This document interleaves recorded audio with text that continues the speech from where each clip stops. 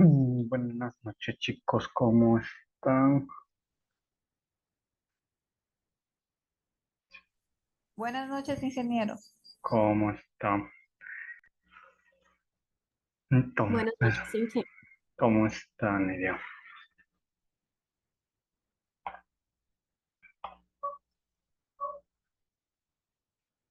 Es cierto que antes que me olvide, creo que Nidia me indicó que me iba a ayudar con la firma, ¿no es cierto? Déjeme pasarle el archivo.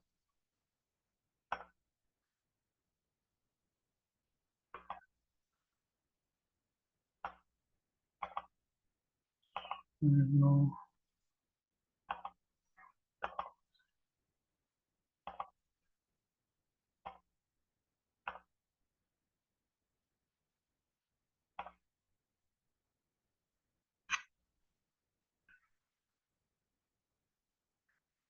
Listo, Nidia. Le envié ahorita ya el Word para que me ayude con la firma del seguimiento del sílabus de las primeras 3 semanas, ¿ya?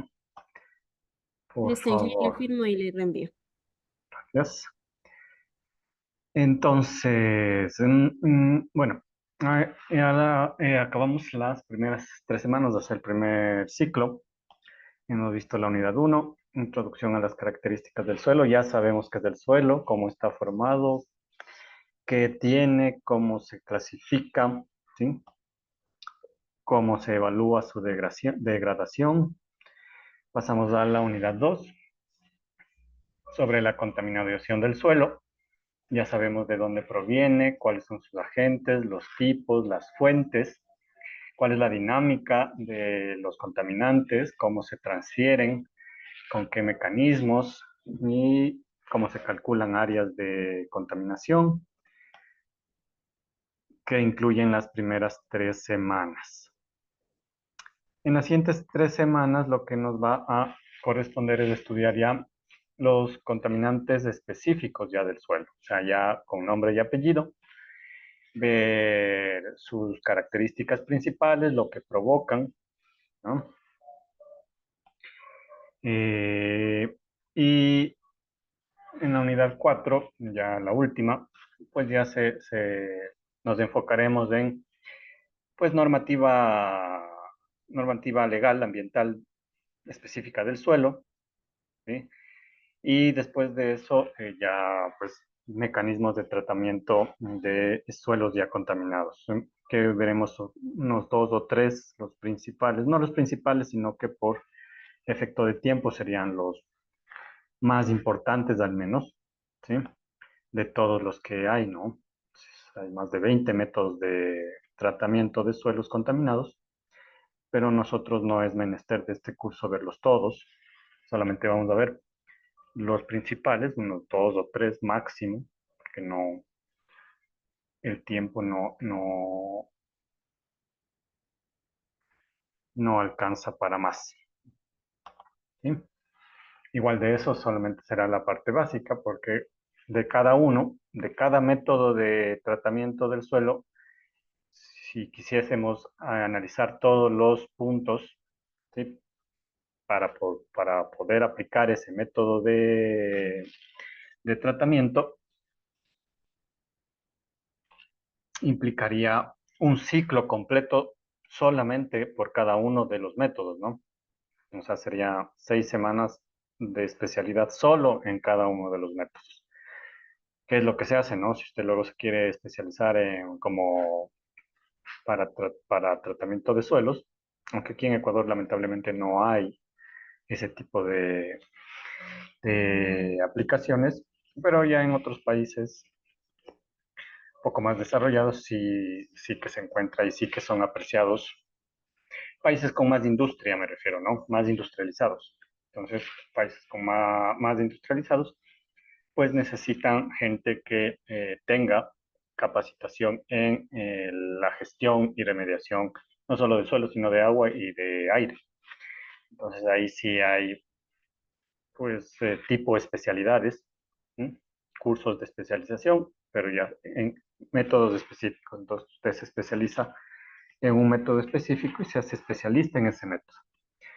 Aquí solo vamos a ver pues la parte básica para más o menos entender lo que, a lo que nos enfrentamos, ¿no? Lo que quisiéramos nosotros luego, si es que usted quiere seguir una especialización, podría ser de ese tipo.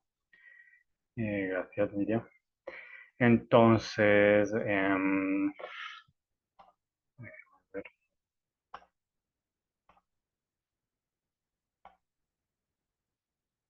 Entonces, a ver cómo era.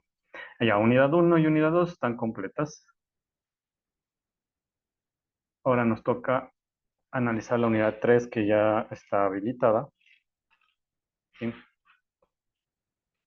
En su totalidad. Entonces empezaríamos con el CF7. Nos toca ver el CF7 y el CF8. Pues déjeme buscarle CF7.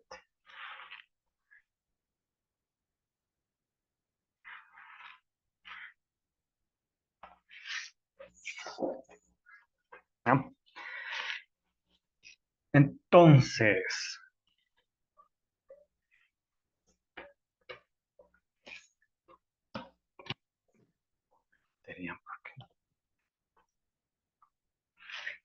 Entonces, ya, para empezar este nuevo capítulo, ¿sí? El CF7, que se refiere, como lo indiqué, a los contaminantes ya específicos del suelo. Entonces ya le vamos a dar nombre y apellido a cuáles son los contaminantes principales, ¿no? Los más importantes. Contaminantes del suelo, agua y aire, pues hay miles. Pero nosotros nos vamos a enfocar primero en grupos característicos, y luego de esos grupos, pues algunos de los más importantes, porque no podremos abarcar todos. Entonces, si quisiésemos dar una clasificación general de los contaminantes, ojo que ya no estoy hablando como en el capítulo anterior de contaminación del suelo, porque la contaminación del suelo incluye a los contaminantes, pero es algo mucho más general, porque abarca los mecanismos y las fuentes, ¿sí?, de contaminación. Ahora estamos hablando ya de los contaminantes ya específicos del suelo. Entonces, si quisiésemos más o menos darle una clasificación para no hablar al tanteo, porque como le indico, hay miles y miles de contaminantes, entonces de alguna manera hay que irles ordenando. Y ese ordenamiento se lo realizó tomando en cuenta, o dividiéndolos, mejor dicho, en dos tipos o dos grandes grupos, ¿sí? O sea, fue una clasificación que se realizó muy fácil porque se partió desde el punto de vista, bueno, eh, ¿qué tipo de contaminante podemos encontrar en la naturaleza? Y entonces se llegó a la conclusión de que la clasificación más fácil que se le podía dar a los contaminantes, visto que hay una gran amplitud de sustancias, pues era dividirlos en los que pertenecen al ámbito inorgánico, ¿sí? Entonces se definió como los contaminantes inorgánicos, ¿sí? El primer gran grupo fueron los contaminantes inorgánicos, y obviamente el segundo gran grupo fue el de los contaminantes orgánicos, ¿sí? Entonces, para entender esto, primero vamos a empezar con los contaminantes orgánicos, que son los más fáciles de entender. Entonces, ¿cuáles son los contaminantes orgánicos? Son aquellos que tienen carbono en su estructura, ¿sí? Por definición general en biología y en química, como el carbono es la pieza fundamental de los organismos, ¿sí?, vivientes, todo lo que esté relacionado con el carbono como una estructura, pues se le define como algo orgánico, ¿sí? Si bien el carbono no es el único que debe estar presente para definirlo como ser viviente, ¿no? Porque también debe estar el nitrógeno, fósforo, azufre, ¿sí? Pero ya con que tenga presencia de carbono, ya nos da un indicativo de que tiene cierto carácter orgánico. Entonces, todos los contaminantes que en su estructura química, o sea, en su estructura atómica, tenga el carbono ahí presente, se le clasificó como un contaminante orgánico. ¿Sí? Entonces, algunas sustancias que tienen carbono pueden ser naturales, entonces serían contaminantes orgánicos naturales, y la gran mayoría, ¿sí? Fruto de la industrialización, pues se han sido sintetizadas a lo largo de los siglos, desde la revolución industrial que ya hablamos, ¿no? Entonces, esos contaminantes que serían sintetizados y de origen antropogénico, pues serían contaminantes orgánicos antropogénicos. Entonces, hay los contaminantes orgánicos naturales y los contaminantes orgánicos antropogénicos. En ambos casos deben tener el carbono dentro de su estructura, ¿no? Como le indico, los contaminantes orgánicos sintéticos, ¿sí? Son aquellos que nosotros mismos hemos producido porque no existen en la naturaleza. Eso sí, no existen en la naturaleza, porque son sustancias demasiado complejas en su estructura, ¿sí? Tienen anillos aromáticos, triples enlaces, radicales ahí sumamente complejos. Entonces, naturalmente no son factibles de que se desarrollen, ¿sí? Espontáneamente dentro de la naturaleza. Entonces, deben ser sintetizados a nivel industrial o a nivel de laboratorio primero, y cuando ya se tiene certificado el proceso de producción, pues se lo pasa a nivel a producción industrial. Entonces, este tipo de contaminantes siempre van enfocados porque nacen de la necesidad que tiene la humanidad, ¿sí? Para alguna aplicación específica. O sea, en otras palabras, estos contaminantes orgánicos sintéticos originalmente nacieron por la necesidad que existió del ser humano de producir algo para un fin específico, ¿sí? Entonces, los más conocidos, obviamente, los plaguicidas. Los plaguicidas no se encuentran en la naturaleza, al menos los plaguicidas químicos, ¿no? Porque hay plaguicidas naturales, ¿sí? Basados en mezclas de plantas y de algunos líquidos naturales, que se les da el nombre de plaguicidas no contaminantes, que serían plaguicidas, entre comillas, naturales. Pero ya los plaguicidas, netamente hablando, como por el nombre que se indica, pues son sintéticos, son compuestos sintéticos, sintetizados industrialmente. Entonces, los plaguicidas nacieron por la necesidad de proteger los cultivos agroindustriales. ¿Sí? Entonces, fíjese que ahí está el fin que buscaba el ser humano. Entonces, la industria a nivel de laboratorio se sintetizó, se investigó y luego se sintetizó ciertos compuestos, ¿sí? Se fue probando y se fue viendo cuáles podían actuar y servir para el fin de proteger contra las plagas, ¿sí? Y ya vimos contra qué plagas se necesitaban, ¿no? En el capítulo anterior. Entonces, contra los herbicidas, los rodenticidas, los bactericidas, ¿sí? Etcétera, etcétera. Entonces, dependiendo de sobre cuál plaga se intentaba combatir, pues se sintetizaba uno u otro compuesto. Algunos funcionaban, otros no funcionaban, los que funcionaban pasaban a otras pruebas y así sucesivamente. En la producción de compuestos sintéticos, desde su formulación, su creación y su aplicación, lleva mucho tiempo, o debería al menos llevar mucho tiempo, ¿sí? Años de estudio para evitar en lo posible la toxicidad. Y eso también tiene sus limitaciones, ¿no? Por ejemplo, el DDT, ¿sí? Que es un plaguicida muy famoso que se usó por décadas, ¿sí?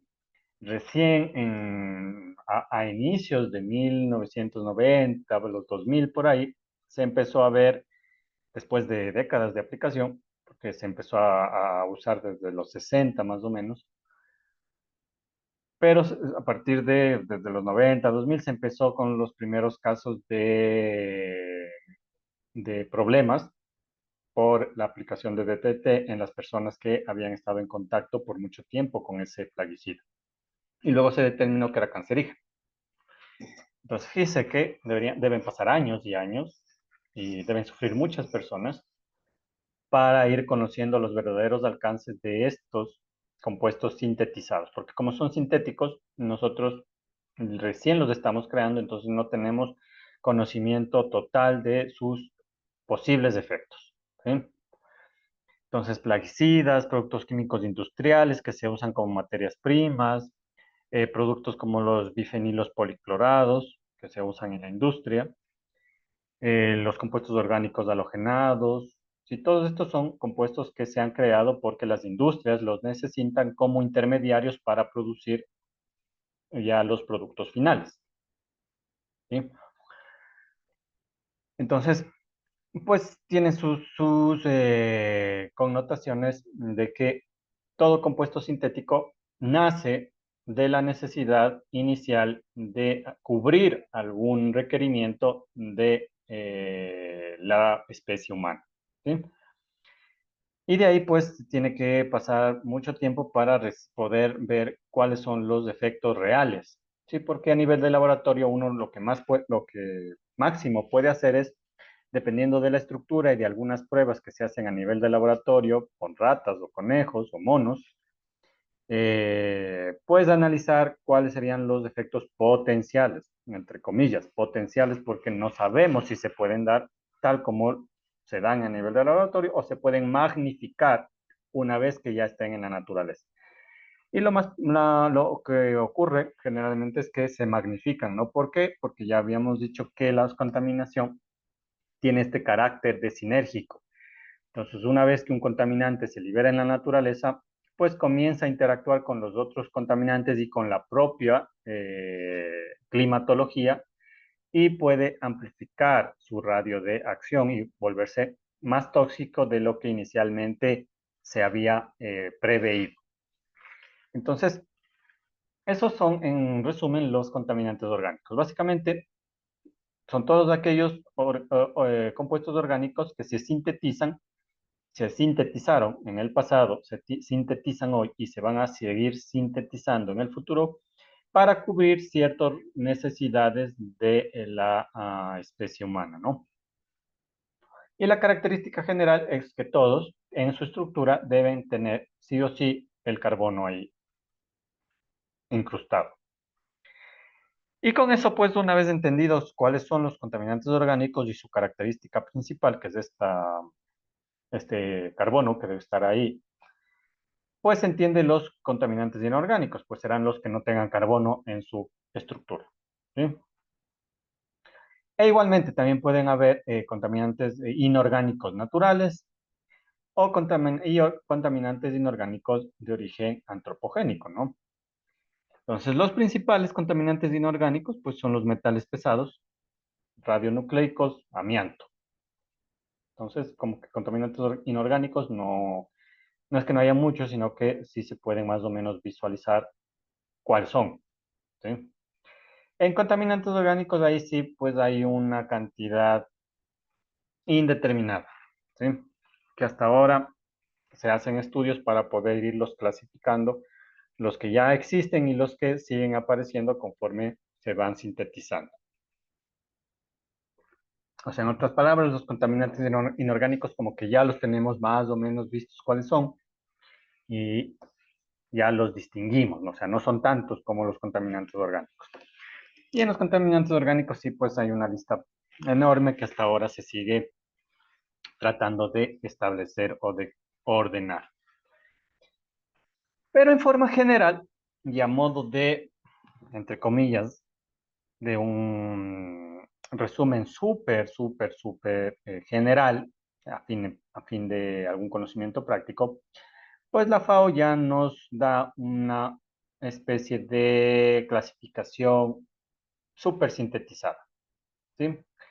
Entonces, como les indico, sí se han clasificado en dos tipos de contaminantes específicos, los inorgánicos y los orgánicos, ¿sí? La diferencia es que aquí está el carbono dentro de la estructura y aquí no hay carbono.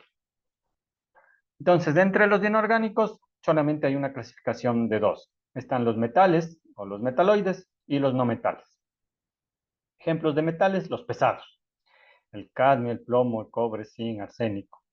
Bueno, el arsénico no es metal, es un no metal, es un metaloide, mejor dicho.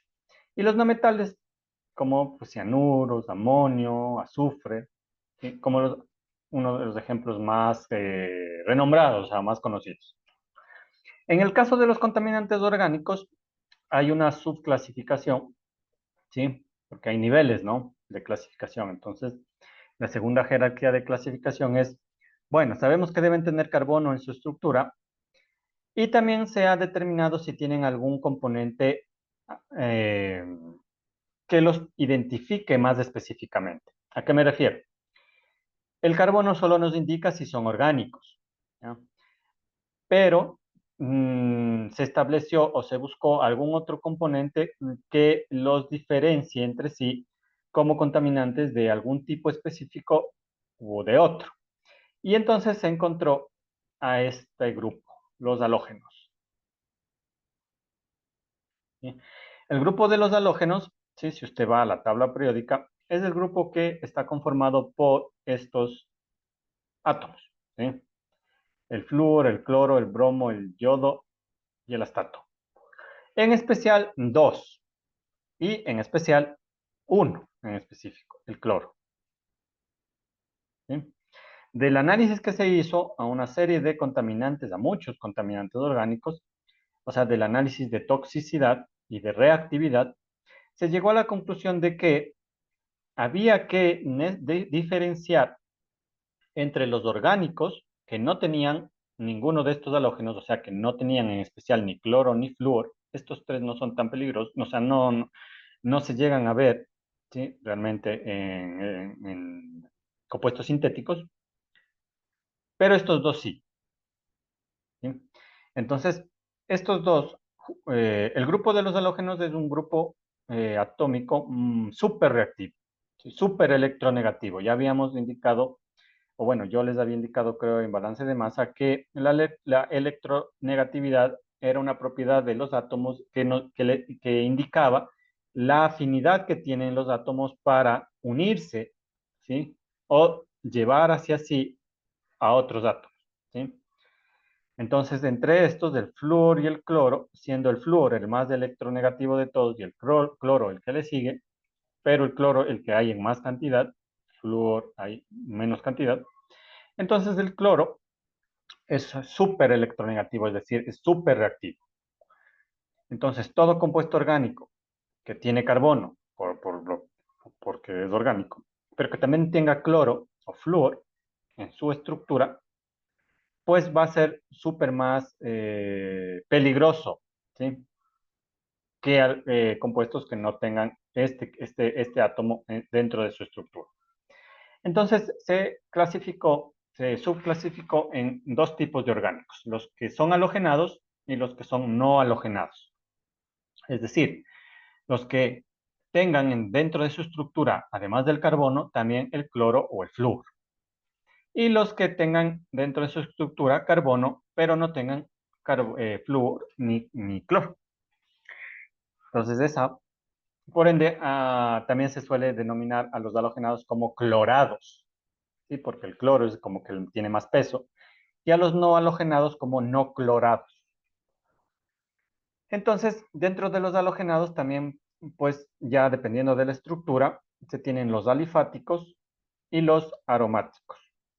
Los alifáticos, que son los que tienen una estructura lineal, es decir, tienen átomos que se unen de forma lineal. Y los aromáticos que tienen una estructura en anillos, que ustedes en química pues ya han de haber visto. Igual, en los no halogenados también hay la misma clasificación, alifáticos y aromáticos, es decir, los que tienen estructura lineal, geométrica lineal, y los que tienen estructura pues en anillos. Por ejemplo, el etano. El etano tiene esta estructura, es una línea. Si le aumentamos otro, propano. Si le aumentamos otro, butano. ¿Sí? Pero siempre va en línea. Sí puede ramificarse, es decir, por aquí haber otro carbono, por aquí haber otro carbono, pero la estructura lineal como que se mantiene. Esos serían alifáticos, los que tienen estructuras lineales, o sea, se van uniendo átomos, ¿sí? Uno tras otro, pero más o menos de una estructura de línea. Los aromáticos no. Los aromáticos, en cambio, puede tener esto mismo, pero en vez de tenerla en línea, se van curvando, ¿sí? Y van formando anillos. Y entonces la unión comienza a ser así, ¿no? Entonces, este tipo de uniones son más complejos y por ende son más inestables. De ahí viene el problema y por qué se hace esta tercera gran división, ¿sí? Entonces, les vuelvo a repetir, ¿no? En los inorgánicos no hay mucho problema, solo hay esa clasificación, metales, metaloides y no metales. En los orgánicos, como hay tantos, pues se tuvo que buscar otra clasificación más específica. Entonces, la primera subclasificación fue si tenía alguno de los halógenos dentro de su estructura, además del carbono, especialmente el cloro, que es súper reactivo. Entonces se clasificó en halogenados o clorados y no halogenados o no clorados. Y dentro de ambos se pasó a una tercera subclasificación que tomó en cuenta ya no los átomos que tenían, sino la estructura geométrica que tenían esos compuestos. Y se dividió en los que son del tipo alifático y los que son del tipo aromático, ¿sí? En ambos casos es lo mismo. Entonces, los alifáticos son aquellos que tienen una estructura geométrica lineal, es decir, los átomos se van uniendo uno tras otro, pero formando una especie de línea. Pueden tener alguna que otra ramificación, pero en forma general mantienen esta tendencia lineal. Y por ende son estables, ¿sí? No son tan reactivos, son reactivos, pero como tienen una forma lineal, como que esa estructura geométrica es súper estable, ¿sí? Súper estable. Entonces, al rato que van a reaccionar, pues como que no presentan problemas, pero no son tan peligrosos, entre comillas. Los aromáticos, en cambio, tienen una estructura geométrica en forma cerrada, en forma de anillo, ¿sí? Por eso se llaman aromáticos, ¿sí? Entonces, esta estructura cerrada tiene la propiedad de que es mucho más inestable, porque el mantener esta forma requiere mucha energía atómica.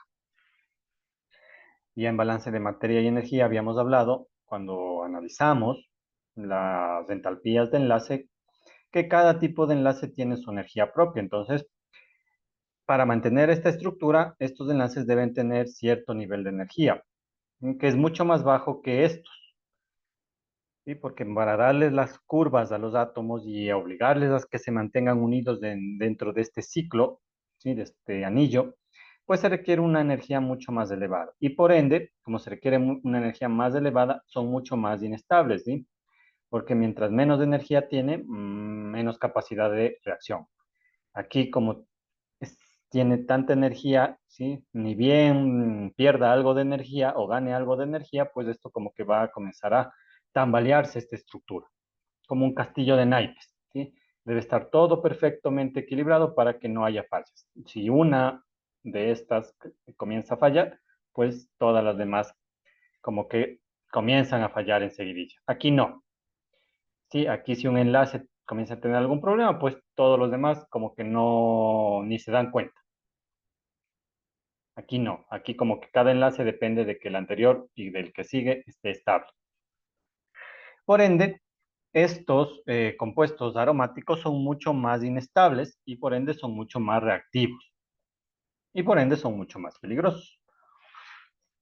Entonces, ejemplos, los más importantes de compuestos orgánicos halogenados, o sea, clorados, alifáticos, el cloroforo, que sirve para dormir.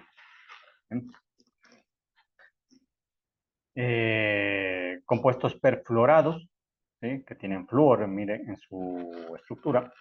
Y aromáticos, pero que sean halogenados, el que yo le indiqué, el DDT.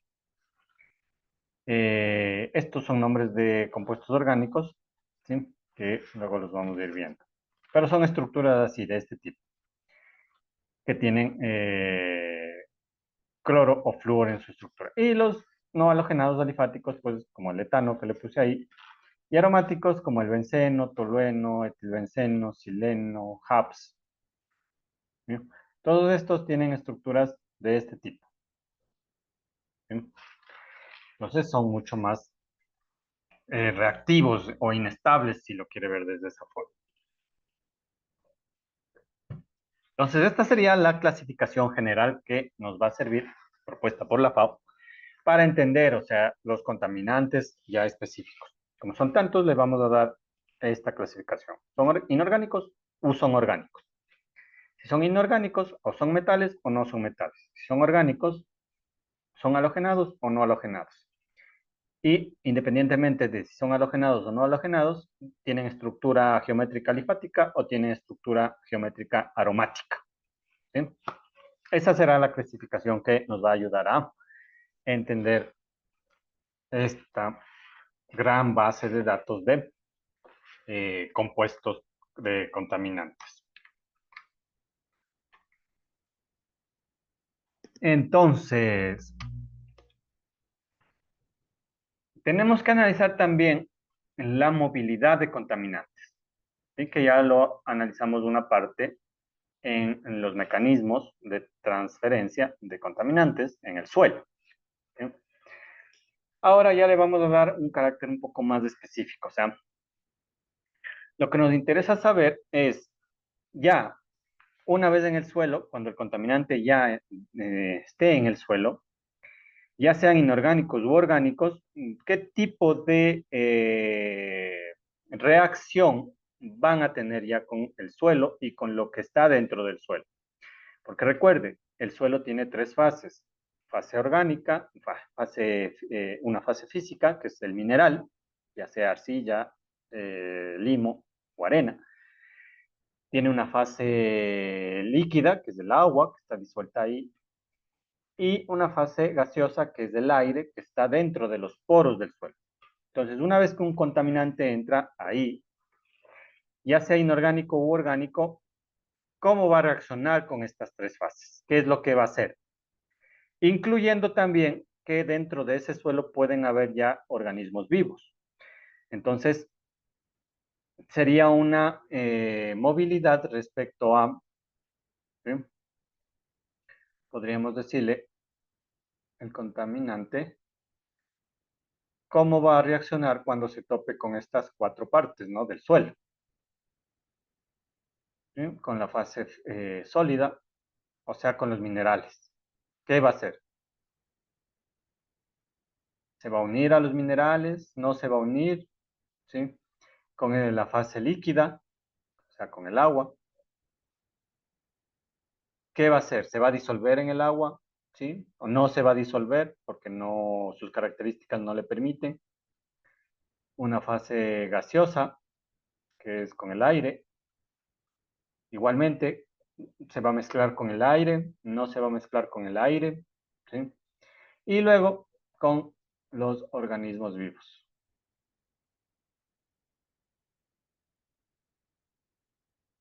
¿Sí? Entonces, ¿qué van a hacer los organismos vivos? Pueden asimilar, pueden comerse, entre comillas, de esos contaminantes o son tóxicos para esos organismos, los van a matar a esos organismos, van a inertizar el suelo de organismos vivos. ¿Qué van a hacer esos contaminantes? Todo eso tiene que ver con la movilidad, o sea, una vez en el suelo, ¿cómo se va a mover ese contaminante respecto a estas cuatro partes del suelo? Y del análisis que ya se ha hecho, se han determinado que existen 9 procesos físico-químicos biológicos en los que el contaminante, ya sea inorgánico u orgánico, pero dependiendo de sus características, puede moverse dentro del suelo. Y son justamente los que están aquí indicados, ¿no? Entonces, hablemos un poco de cada uno. El primero, si el contaminante una vez en el suelo, tiene un transporte libre y logra difuminarse dentro del suelo. Esto ya lo hemos visto en el capítulo anterior con los mecanismos de transferencia, ¿no? Por difusión. Es decir, el contaminante simplemente entra en el suelo y va a comenzar a moverse a través de todo el suelo por los poros. O sea, simplemente se va a difundir. Esa sería la primera opción. El contaminante simplemente entre en el suelo y se mueva dentro de los poros del suelo, pero que no haga nada más, que no reaccione, ni que mate organismos, ni que reaccione con los, ni que no interactúe con ninguno de estos activos del suelo. Simplemente que entre y que se mueva ahí y que se vaya esparciendo. La segunda sería lo que se conoce como oclusión física. Es decir, el contaminante entra en el suelo y se topa con la fase sólida. Por las características que tenga el contaminante, choca con las características del suelo y el suelo comienza a como que aglutinarse sobre él y lo ocluye, es decir, impide que se siga moviendo. Esto suele pasar cuando el suelo, por ejemplo, tiene mucha carga de cantidad de arcilla, porque la arcilla es bastante electrostática, es decir, tiene muchas cargas eléctricas. Y si el contaminante también tiene una cierta carga eléctrica, pues como que interactúan entre ellos y como que se van acoplando y al final la fase sólida del suelo lo encapsula en pocas palabras. Esa sería otra opción. Una tercera opción es que ocurra una degradación abiótica, es decir, el contaminante llegue al suelo, pero por efectos ambientales, especialmente de radiación, ¿sí? Especialmente por radiación solar, se produzca una degradación, es decir, el contaminante comience a destruirse, a separarse, ¿sí? Sus átomos comiencen a liberarse por efecto de la radiación solar. Esto pasa mucho en aromáticos, por ejemplo. ¿Por qué en aromáticos? Porque obviamente yo les estoy diciendo que los aromáticos son muy inestables, ¿sí? Estos enlaces, cualquier cantidad de energía extra que logren obtener, pues va a permitirles que los movimientos atómicos sean mucho más rápidos y puedan romperse.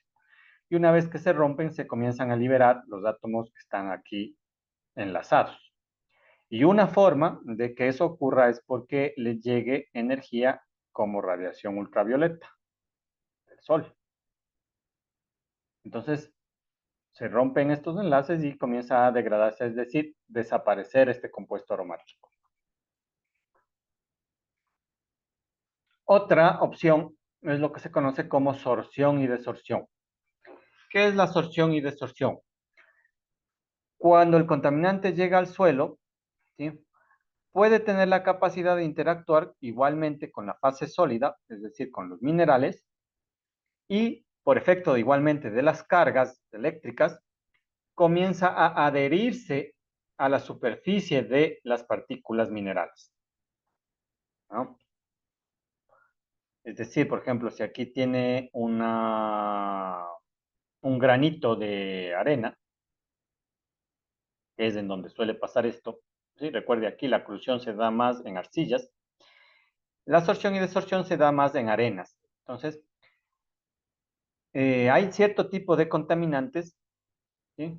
Que tienen la facilidad de ingresar y, voy a poner con negro, comenzar a pegarse aquí a la superficie de las partículas minerales. Por efectos electrostáticos también. O por efectos químicos también. ¿Sí? Y comienzan a pegarse ahí. Eso sería sorción. Que se peguen a la superficie. Esto es un fenómeno de superficie. ¿Sí? No hay que confundirse con lo que es la absorción, que ya es un fenómeno ya no de superficie, sino ya más interno. ¿Sí? Cuando las partículas también ingresan al interior de los sistemas. En el caso de la absorción, solamente se quedan en la parte superficial porque la parte superficial es la que tiene esta capacidad para atraer estos contaminantes, cierto tipo de contaminantes. En el caso de la desorción, es lo contrario, ¿sí?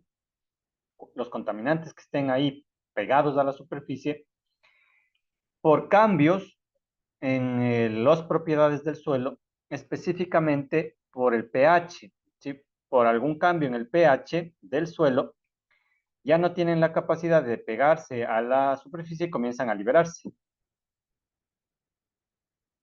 a desorberse. Esa sería la absorción y desorción. Otro fenómeno que se puede dar es lo de absorción y biodegradación. La absorción, esa sí es un fenómeno en el cual ya sean organismos de microfauna o de microflora, es decir, animales o plantas, microorganismos o plantas, absorban ya esos contaminantes, por ejemplo, metales pesados, ¿sí? Y los usen dentro de su metabolismo de crecimiento. Y a su vez, ahí pueden biodegradarles si son compuestos orgánicos. Si son compuestos inorgánicos, a lo más que que le pueden hacer los organismos vivos es absorberlos, es decir, meterlos dentro de su sistema, pero no pueden biodegradarlos. ¿Por qué no? ¿Por qué los contaminantes inorgánicos no pueden ser biodegradados? Porque no son orgánicos. Y la biodegradación solo se da en compuestos que sean orgánicos, porque son hechos por organismos vivos. Los organismos vivos usan componentes orgánicos para sus procesos. Los componentes inorgánicos pertenecen a los seres no vivos, entonces no pueden ser biodegradados, pero sí pueden ser absorbidos. Por ejemplo, los metales pesados. Los metales pesados pueden ser muy fácil, algunos, ¿no? Pueden ser muy fácilmente asimilados, ¿sí? Absorbidos por las plantas y los animales. Por ejemplo, el mercurio. Pero no pueden biodegradarse, es decir, en su sistema no pueden tratarlos. Entonces van a ir acumulando en el sistema orgánico. Entonces, este también puede ser una movilidad, una opción de movilidad del contaminante. Lo absorban las plantas y los organismos que estén ahí presentes. Y si son orgánicos, que los biodegraden. Otra opción es que haya un intercambio de iones. ¿Bien? Esto también es muy factible para los no metales, por ejemplo, como el potasio, magnesio, sodio. Entonces, puede darse el caso de que manejando el pH, ¿sí? El pH del suelo, pueda darse un intercambio de iones entre los iones que estén dentro del suelo versus los iones que estén dentro del contaminante. ¿Sí? Y entonces los iones del contaminante pasen al suelo y los iones del suelo se vayan y se unan a la estructura del contaminante. También puede darse el caso. Otra opción es la precipitación del contaminante. ¿Sí? ¿Qué quiere decir? Que por alguna propiedad específica del suelo, el contaminante que estaba en una fase como que condensa, ¿sí? Se vuelve líquido o se vuelve sólido. ¿Ah? Por ejemplo, si el contaminante se fue a la fase líquida originalmente, si el suelo cambia, por ejemplo, el pH, puede que ya no pueda estar en fase líquida y o se va a forma gaseosa como el nitrógeno. Por ejemplo, el nitrógeno es un claro ejemplo de esto. El nitrógeno ingresa, como ya habíamos dicho, en forma de fertilizante al suelo, como urea o como amonio. Pero parte de ese nitrógeno, dependiendo del pH, puede irse al agua y disolverse ahí o al aire. Y una vez que esté ahí, dependiendo del pH del suelo, puede liberarse en forma de nitrógeno gaseoso, tanto del aire como del agua. O en el caso del agua puede volverse, mezclarse con algún mineral y formar nitratos. Y el nitrato ya no es un sólido, no puede estar en forma líquida, entonces va a precipitar y va a hacerse sólido. Entonces, también puede darse esa opción. Otra opción es lo que se conoce como procesos redox, es decir, de reducción y de oxidación. Es decir, y esto sí es específico del pH, ¿sí? Los procesos redox dependen específicamente del pH del suelo. Lo que quiere decir es que dependiendo del pH, los contaminantes pueden estar en una forma de ion o pueden estar en otra forma iónica. ¿Sí? Esto lo vamos a ver casi al final de este capítulo porque es muy importante. Por ejemplo, el hierro. ¿Sí? El hierro en forma ácida puede estar como hierro más 2, es decir, con 2 electrones menos. Pero si el pH del suelo se vuelve básico, es decir, eso pasa mucho en el suelo, por ejemplo.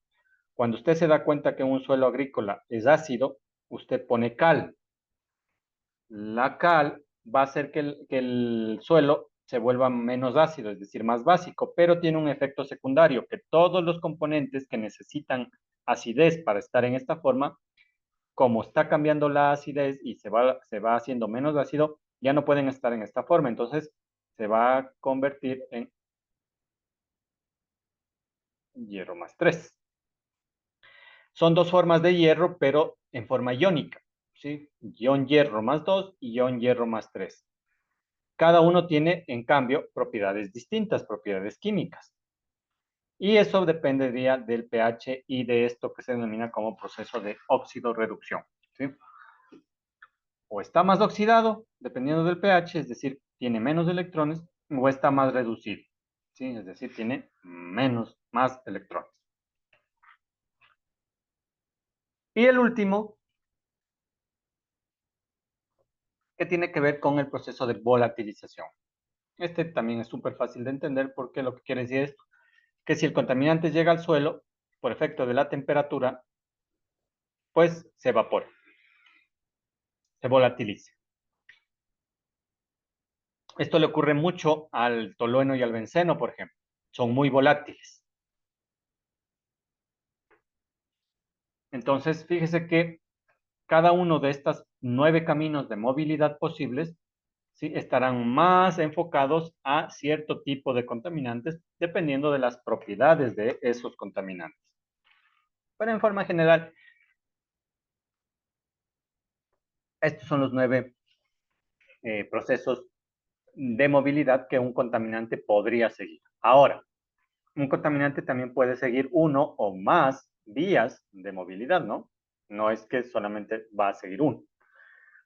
Puede que al inicio solamente se transporte y se difumine, pero luego, con el pasar del tiempo, el pH vaya cambiando y se vaya creando una absorción, o las plantas la vayan absorbiendo y lo vayan biodegradando, ¿sí?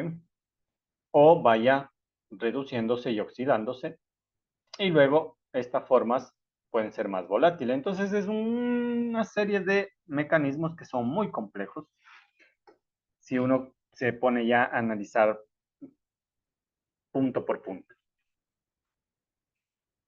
Pero pues nos quedamos al menos con el conocimiento de que todo contaminante va a escoger alguno de estos procesos para su movilización y que puede tener uno o más procesos dependiendo de sus propiedades, ¿no?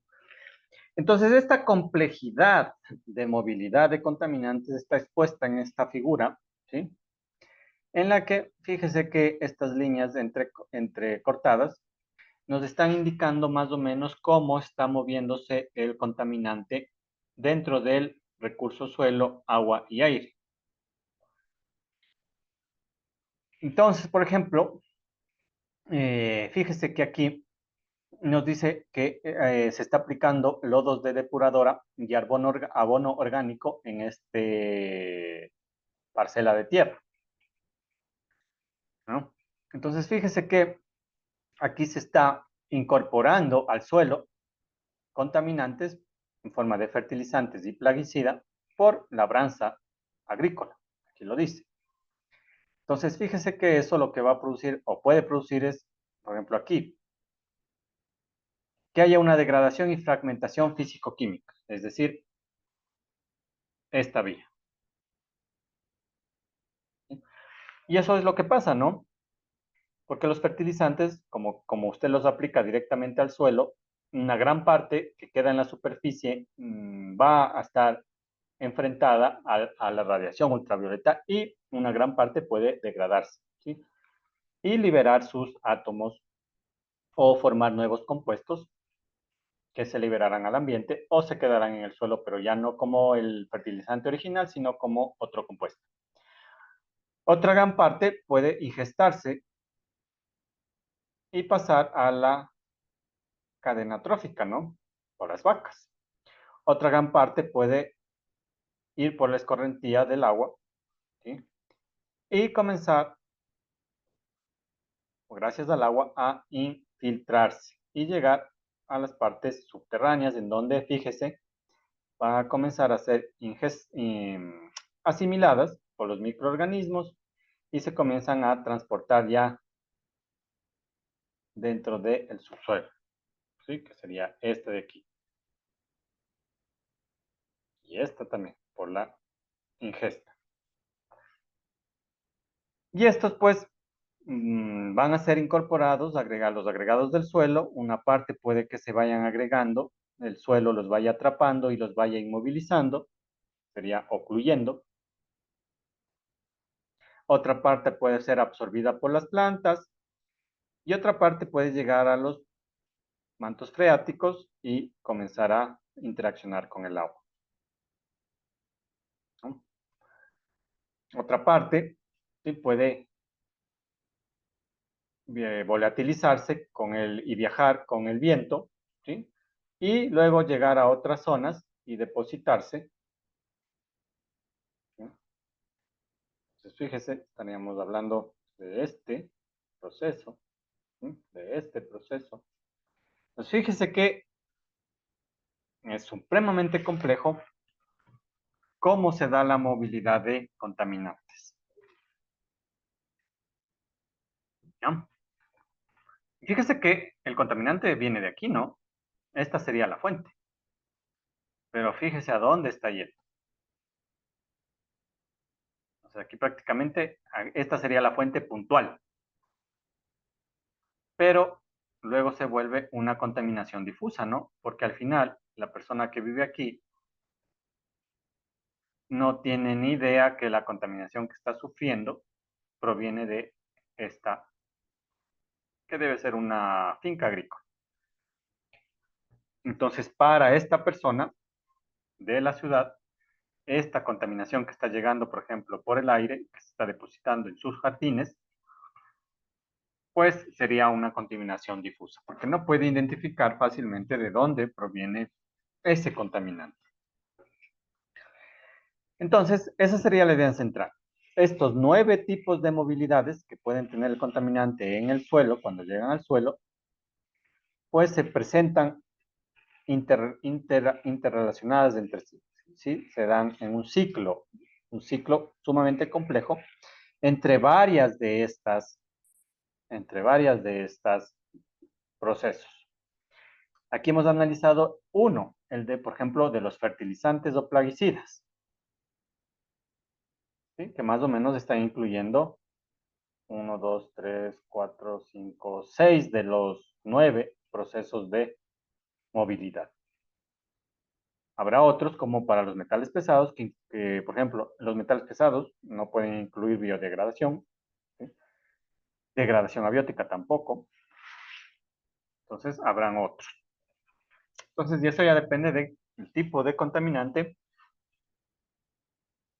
y de las propiedades que posea. Por eso, esos son estudios que se hacen de contaminantes, pero ya se hacen estudios ya especializados. Por eso es que usted si entra a las bases de datos de publicaciones científicas o de tesis de universidades, en el ámbito ambiental me refiero, encontrar millones de papers, millones de trabajos a lo largo del mundo que se enfocan en estudiar un contaminante específico en una parte específica de algún país, ¿sí? Entonces, por ejemplo, aquí en Ecuador se hacen muchos estudios sobre contaminación por metales pesados en la zona del Austro, por ejemplo. donde están las minas. Entonces ahí hay parroquias, ¿no? Entonces de parroquia en parroquia, pues igual se hacen estudios. Entonces, estudio por contaminación del cobre en la población de Auyuriquí, por ejemplo. Estudio de contaminación por zinc en la población de, yo qué sé. Entonces, uno podría decir, bueno, pero si es el mismo contaminante, debe ser el mismo mecanismo. No, porque le indico que depende también del suelo, ¿no? Y no es el mismo suelo en la zona del Austro que en Pichincha, que en el Coca, que en Esmeraldas. Y eso usted ya lo vio cuando hizo el trabajo de ver qué tipo de suelo era su localidad, ¿no? Entonces, no es lo mismo. No, no hay que tener mucho cuidado y por eso se hacen esta serie de estudios específicos ya de contaminación. Eso respecto a la clasificación de los contaminantes y la movilidad que tendrían estos contaminantes con estos nuevos procesos de movilidad ya cuando estén dentro del suelo. Y una vez que ya tenemos claro eso, ahora sí podemos ver ya uno por uno cada uno de estos tipos de contaminantes, ¿ya? Y vamos a empezar justamente con los inorgánicos, ¿sí?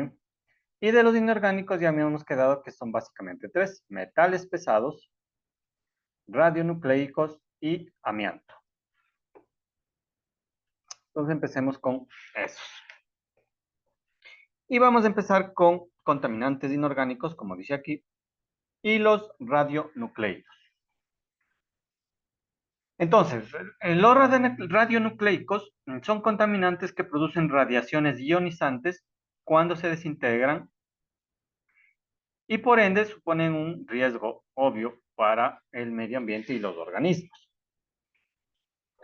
Entonces dice que la contaminación del suelo por radionucleicos se da tanto por origen natural, porque puede haber que en las rocas madre existan componentes que sean radionucleicos. Pero la mayoría se da por actividades antropogénicas, porque nosotros tenemos producción de radionucleicos, por ejemplo, el radio, ¿sí? El uranio, fosfatos, cobaltos, ¿sí?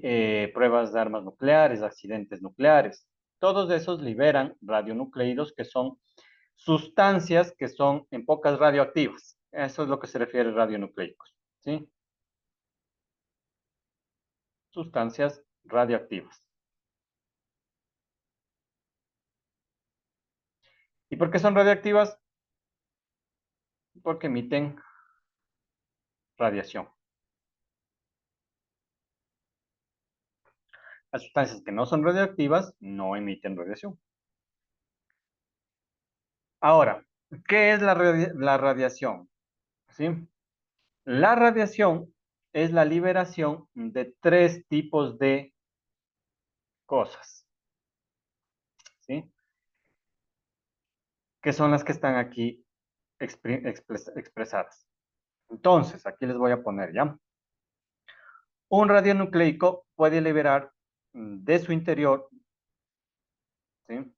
De los átomos de los que está conformado, puede liberar tres cosas y dependiendo de qué es lo que libere, es más o menos peligroso. Entonces, vamos con la primera. ¿Qué puede liberar un radionucleico? Liberar un radionucleido. O sea, ¿qué radiación puede liberar? Uno, radiación alfa. Esta que está aquí. Se llama alfa. ¿Qué es la radiación alfa? Es dos protones más dos neutrones que se liberan del núcleo del átomo.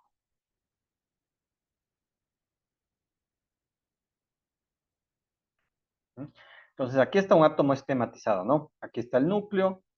el núcleo, usted recordará de química, el núcleo está conformado por dos partículas, los protones, que están aquí en azules, y los neutrones, ¿sí? Que están aquí en amarillo. Los protones tienen carga positiva, los neutrones tienen carga neutra. Y alrededor del núcleo, ¿sí? Orbitan los electrones que tienen carga negativa. Entonces, un radionucleido es un átomo, ¿sí? Que es inestable, ¿sí? Por alguna razón tiene inestabilidad atómica, es decir, no está ahí quieto, ¿sí? Con sus núcleos y con sus electrones ahí tranquilamente orbitando, sino que es inestable, entonces para tratar de estabilizarse va a liberar ciertas partículas, cierta radiación, que lo que busca como objetivo es estabilizar el átomo. Eso es un radionucleico. Es un átomo que es inestable y para buscar estabilidad lo que hace es liberar ese extra de energía que tiene. Y al liberar ese extra de energía que tiene, pues se estabiliza. Entonces, por fin el átomo se vuelve estable, pero para ello necesita deshacerse de ese extra de energía, de una porción de energía, podría decirse, y lo hace en forma de radiación. ¿Qué tipo de radiación? La primera, radiación alfa, es decir, puede estabilizarse, le insisto, los radionucleicos lo que van a buscar es estabilizarse a ellos mismos. Y lo que hacen para estabilizarse es liberar energía. Entonces, para liberar energía, pueden liberar dos protones y dos neutrones de su núcleo. Eso lo hacen un cierto tipo de átomos, ¿sí? Por eso cierto tipo de átomos liberan radiación alfa. Este tipo de radiaciones es de bajo impacto,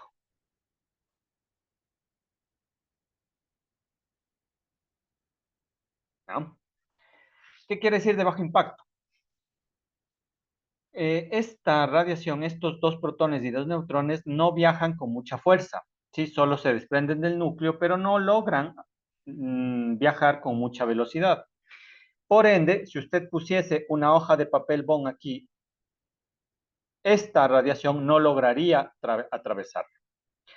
Por ende, si ni siquiera pueden atravesar una hoja de papel, cuando lleguen, si llegan a su piel, también no van a atravesar su piel. Entonces, como que no es tan peligrosa para el ser humano o para los organismos vivientes, ¿ya? No van a poder atravesar ni siquiera su piel, porque su piel tiene milímetros de espesor. Si no pueden atravesar ni una hoja, pues no pueden llegar a su interior. Eso lo hacen cierto tipo de átomos inestables. Pero hay otra segunda familia de radionucleicos, o sea, de átomos inestables, que no les basta liberar protones y neutrones de su núcleo para estabilizarse, sino que también necesitan deshacerse de algunos electrones. Y esos electrones se conocen como radiación beta.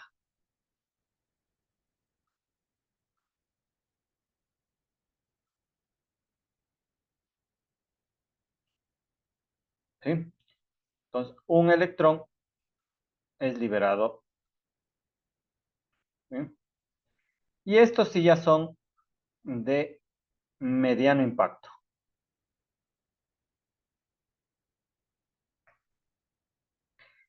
Es decir, aquí sí, si usted pone una hoja, ya no le va a ayudar. Sí pueden atravesar esa hoja, porque como el electrón es muy pequeñito en comparación con los protones y los neutrones, puede atravesar por los huecos de las estructuras y llegar más lejos.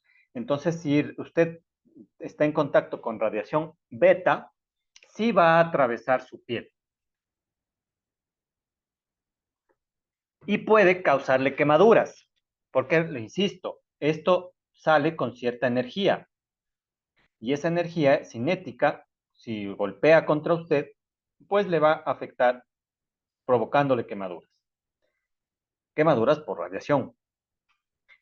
Entonces, si bien esta radiación beta, que es decir, estos electrones, tienen ya mediano impacto, ya pueden atravesar su piel, pero no pueden atravesar sus órganos más gruesos. Es decir, por ejemplo, no pueden atravesar sus huesos.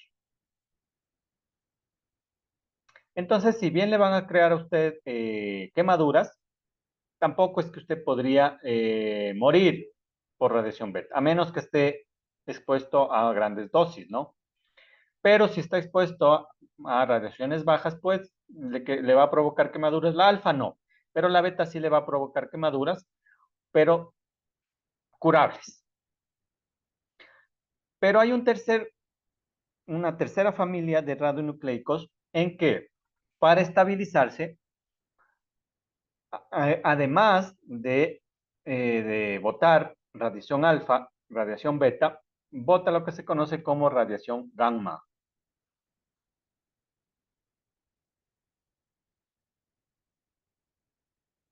¿Sí? Esta de aquí.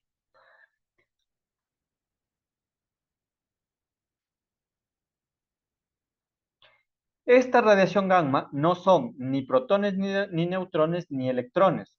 Estos son rayos X. ¿Sí? Es decir, son fotones de altísima energía.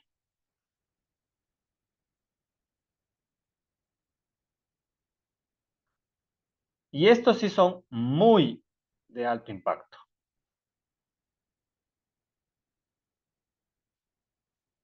¿Ya? Este tipo de radionucleicos que emiten radiación gamma son los más peligrosos. ¿Por qué? Porque no pueden ser detenidos por casi nada. Como no son partículas, porque no son ni electrones, ni neutrones, ni protones, no son partículas, estos son partículas, esto es radiación, es decir, luz, sí, pero altísima energía, son rayos X, pues pueden atravesar lo que usted quiera. Entonces, la única forma de usted protegerse por radiación gamma es poniendo placas de plomo, al menos de 10 centímetros. ¿Sí? Porque el plomo es muy denso, entonces como es muy denso, la radiación puede chocar contra los átomos de plomo y no lograría traspasar esa placa de plomo. Pero lamentablemente uno no va cargando consigo placas de plomo de 10 centímetros, ¿no? Por eso es que son bien peligrosas. Entonces, este tipo de radiación, la más peligrosa, la gamma, es la que puede llegar a entrar dentro ya de sus moléculas, de sus células, perdón, e inclusive puede llegar y alterar su ADN, porque son como balas, ¿sí? Son balas que llegan a sus moléculas de ADN y las destrozan. Y cuando destrozan sus moléculas de ADN, crean mutaciones y pueden provocarle cáncer, que es efectivamente lo que producen, ¿no? Cáncer. Entonces, los radionucleicos, que le insisto, le vuelvo a repetir, los radionucleicos son átomos inestables que para buscar estabilidad o para alcanzar la estabilidad tienen que deshacerse de energía y lo hacen soltando tres tipos de radiación, ya sea alfa, que son dos protones, dos neutrones, beta, que son electrones, o radiación gamma, que son rayos X, es decir, fotones de altísima energía. Pues dependiendo de qué tipo de radiación emita ese radionucleico, pueden ser más o menos peligrosos, siendo los más peligrosos los que emiten radiación gamma, que son los que pueden alterar el ADN y crear mutaciones y provocar cáncer. ¿Ya? Esos son los radionucleicos. Entonces, aquí nos da por puesto la FAO una tabla en los que nos indican cuáles son los mayores radionucleicos que usted podría encontrarse en el suelo. El primero es el carbono 14. Es un isótopo del carbono, es decir, es un átomo parecido al carbono, pero que tiene más cantidad de protones de lo natural, porque el átomo natural es carbono 12, que es el que está en la tabla periódica. Pero hay cierta cantidad, muy poca de carbono, que tiene otra estructura atómica con más protones, que se le denomina carbono 14. Este va a estabilizarse cayendo a carbono 12, ¿no? Pero eso le va a tomar muchos años, lo que se conoce como vida media. ¿Sí? ¿Qué es la vida media en años? Es el tiempo que le tarda a un radionucleico para que la mitad de sus átomos, ¿sí?, se desintegre. Es decir, ya se estabilice. La mitad, ¿no? Esa es la vida media, por eso se llama media. Media porque es el tiempo en años que tarda este radionucleico en perder la mitad de sus átomos, o sea, en estabilizar la mitad de sus átomos. El carbono 14, para pasar a carbono 12, para que la mitad del carbono 14 pase a carbono 12, le tomaría 5.7 por 10 al cubo años. ¿Ya? O sea, si usted tiene 10 gramos de carbono 14, para que 5 gramos se conviertan en carbono 12, le tomarían 5.700 años. ¿Y cómo va a estabilizarse el carbono 14 para pasar a carbono 12? Emitiendo radiación beta. ¿Sí? Y eso se presenta de forma natural. ¿Sí? En la naturaleza, efectivamente, existe cierta cantidad de carbono 14 que se produjo ya y que se sigue produciendo de forma natural por el ciclo del carbono, ¿no? Entonces, no todo el carbono pues va a formar carbono 12. Cierta cantidad, pequeña cantidad, pues va a formar este tipo de carbono. También se puede producir en reactores nucleares. Otro radionucleico, el potasio 40. ¿No? La vida media, 1.3 por 10 a la 9, es decir, millones de años, para que este se desintegre y se estabilice. Emite también radiación beta. También se produce de forma natural. Este es el que usted se come en los plátanos, ¿no? Los plátanos tienen cierta cantidad de potasio radionucleico, que no es peligroso. Otro, el estroncio 90. ¿Mm? Estos se producen en reactores nucleares, ya estos de aquí. También emite radiación beta y tiene 28 años de vida media, es decir, la mitad del estroncio 90 va a estabilizarse en 28 años.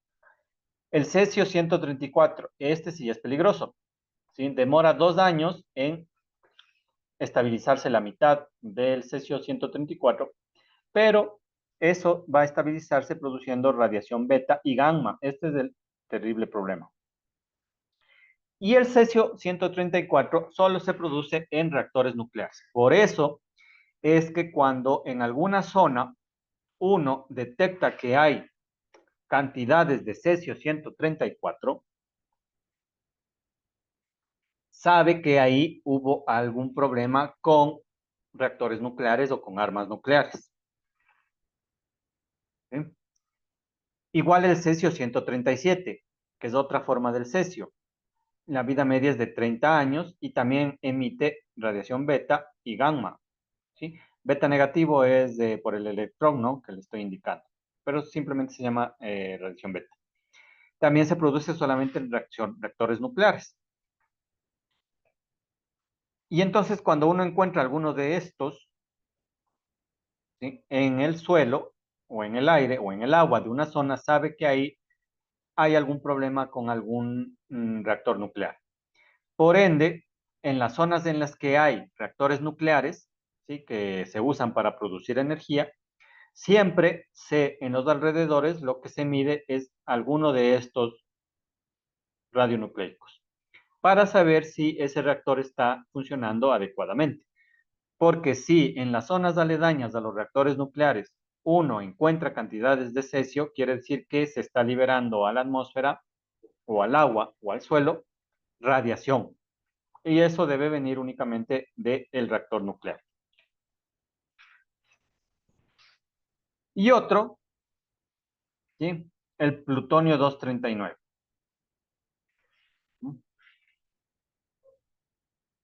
Que tarda 2.4 por 10 a la cuarta años, ¿sí?, en desintegrarse la mitad del plutonio 239 y que emite radiación alfa, no tan peligrosa, pero también emite rayos X, ¿sí? Que son una especie de radiación gamma. También solo se producen en reactores nucleares. Y este luego es el que se suele usar para armas nucleares. ¿No? Entonces, eso respecto a los radionucleicos como contaminantes inorgánicos. ¿Sí? Entonces, le insisto, son átomos, ¿sí? Átomos inestables, obviamente, porque su estructura no es la normal. Por ejemplo, la estructura normal del carbono es del carbono 12. Este no es radionucleico, no emite, pero esta estructura de carbono 14 tiene más protones, ¿sí? En el núcleo. Entonces, para estabilizarse, se tiene que liberar de esos protones y electrones extra. Igual con el potasio, ¿no? El estroncio, el cesio. ¿Dónde se ven las formas estables de potasio? En la tabla periódica. ¿Sí? Ahí le dice carbono 12, potasio 39, me parece que es, estroncio tal, ta. Entonces, las formas estables son las que no son problemáticas y las formas inestables son las que van a tratar de estabilizarse y para ello van a tener que emitir energía en forma de radiación, siendo la alfa y la beta las no tan peligrosas y la gamma junto con los rayos X, que es una forma más, la forma más fuerte de radiación gamma, las que sí son ya las problemáticas y producen lo que se conoce como envenenamiento por radiación. ¿Sí? Que luego eso se produce mutaciones y finalmente también puede producir cáncer. Y grandes ejemplos de problemas con radionucleicos, nosotros ya hemos tenido dos. El primero, en el 86, en Chernobyl. ¿Sí? Entonces aquí está la ubicación de la planta nuclear de Chernobyl, que pues ustedes ya han de haber escuchado alguna vez, en donde hubo un problema con el reactor nuclear que estalló y liberó grandes cantidades de radionucleicos. ¿Sí? Cesio, plutonio, estroncio, yodo radioactivo también. Y contaminó una enorme extensión de suelo. Entonces, actualmente, ¿sí? Hay una zona de exclusión de 15 kilómetros de radio, o sea, 30 kilómetros de diámetro, alrededor de la central nuclear de Chernobyl, en el cual está prohibida que habiten humanos. ¿Por qué? Porque la zona es altamente radioactiva, es decir, los radionucleicos que se emitieron en la central, luego por lluvia, cayeron y se depositaron en el suelo de alrededor de la central. Y entonces aquí están y están emitiendo continuamente radiación gamma, beta, alfa. Y eso va a durar años, ¿no? Se estima que para que este sector del mundo vuelva a tener los niveles de radiación que tuvo originalmente, van a pasar al menos 30.000 años. Es decir, de aquí en 30.000 años, esto va a volver a tener la misma radiación que tenía originalmente. Y entonces muchas de las ciudades, por ejemplo esta, que fue la capital de esta zona, Pripyat, tuvo que ser evacuada. O sea, aquí no hay nadie viviendo. Esta es una zona de exclusión, ¿sí? De 15 kilómetros de radio. Entonces aquí no puede entrar nadie, sin permiso al menos, ¿no? Entonces toda esta zona está contaminada. Fíjese que hay plantas, ¿no? Y animales creciendo, sí, pero estas son mutantes, entre palabras, entre comillas, ¿sí? Porque su genoma ya está siendo alterado por la radiación. Los pinos de esta zona, si usted hace el análisis genético, ya no es el mismo genoma de los pinos naturales, ¿sí? Esto ya casi 40 años, entonces son 40 años de radiación. Entonces tienen colores diferentes, tienen hojas diferentes, los animales tienen 5 patas, 4 ojos, etcétera, etcétera, etcétera. Son los frutos de la radiación. Ese sería el primer gran ejemplo de contaminación por radiación, ¿no? Chernobyl. Este es un gran ejemplo porque todo el suelo, o sea, la primera capa superficial de esta zona de suelo tuvo que ser levantada, ¿sí?, y enterrada porque era demasiado radiactiva, ¿sí? Cuando veamos técnicas de tratamiento, ¿sí?, esa es una forma de tratamiento que se denomina tratamiento ex situ, es decir, coger y de golpe quitar toda la primera capa de tierra para llevarla a alguna otra zona y hacer algo con eso. Porque estaba tan radiactiva, es decir, los radionucleicos estaban tan concentrados en la primera capa superficial del suelo que no había otra forma para como limitar la contaminación. Entonces lo que se tuvo es coger por años, ¿sí?, pues de ir quitando la primera capa, los primeros 30 centímetros de suelo e ir y enterrarlo en otra zona a profundidad para que en algo pues se estabilice la radiación, si no estuviera peor.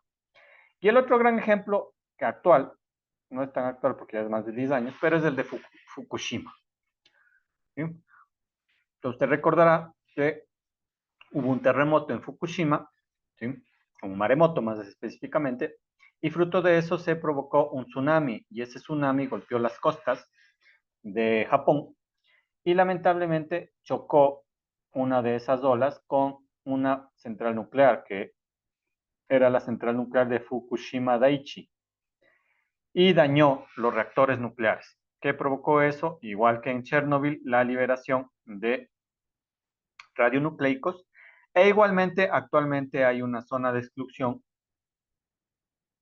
con un diámetro de 30 kilómetros, 15 por lado. En este caso la diferencia es que son 15 en tierra, dentro del Japón, y 15 en costa, porque estaba en el mar, en el océano. Entonces, fíjese que ahí también hay problemas de radionucleicos, tanto en la vida marina como en el suelo. Y también ahorita no se permite la habitabilidad en esta zona. Y ahora, por ejemplo, uno lo que puede encontrar cuando va ahí es esto, ¿no? Calles con carros que quedaron ahí parqueados y que ahorita están siendo absorbidos por la vegetación de la zona. ¿Ya? Entonces, fíjese que pues esto es un grave problema, pero básicamente es un grave problema para las zonas en las que estén enfocadas estos, o sea, es un grave problema para zonas en las que existan reactores nucleares o en las que se haga manejo de armas nucleares, ¿sí? Afortunadamente aquí en el Ecuador no tendríamos por qué tener esos problemas, porque primero no tenemos centrales nucleares y segundo, tampoco tenemos armas nucleares. Y nuestros vecinos tampoco tienen ni centrales nucleares ni armas nucleares. Entonces, si tuviésemos, entre comillas, una guerra, sabemos que no vamos a tener problemas de armamento nuclear. Esto es más complejo ya para países que sí tienen esas ambas situaciones, ¿no? El segundo contaminante inorgánico sería el amianto, y para dejar a los metales pesados, que son los más importantes, al último. Pero eso vamos a continuarlo el día de mañana, porque ya van a ser las 9. No, no, no. Entonces, vamos a tomar lista.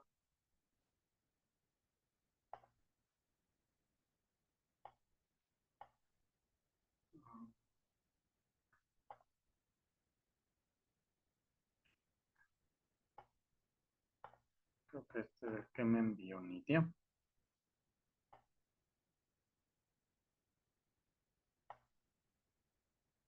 Sí. Y vamos a tomar lista.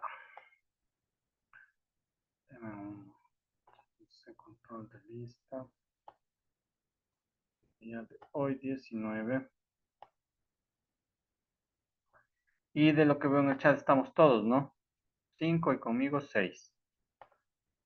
Ok, bueno, estamos todos.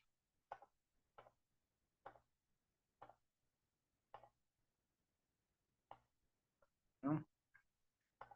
Guardamos la asistencia. Y estamos ahí. Entonces, con eso, pues culminamos con lo del día de hoy y proseguiríamos con el tema el día de mañana, chicos, ¿ya? Entonces,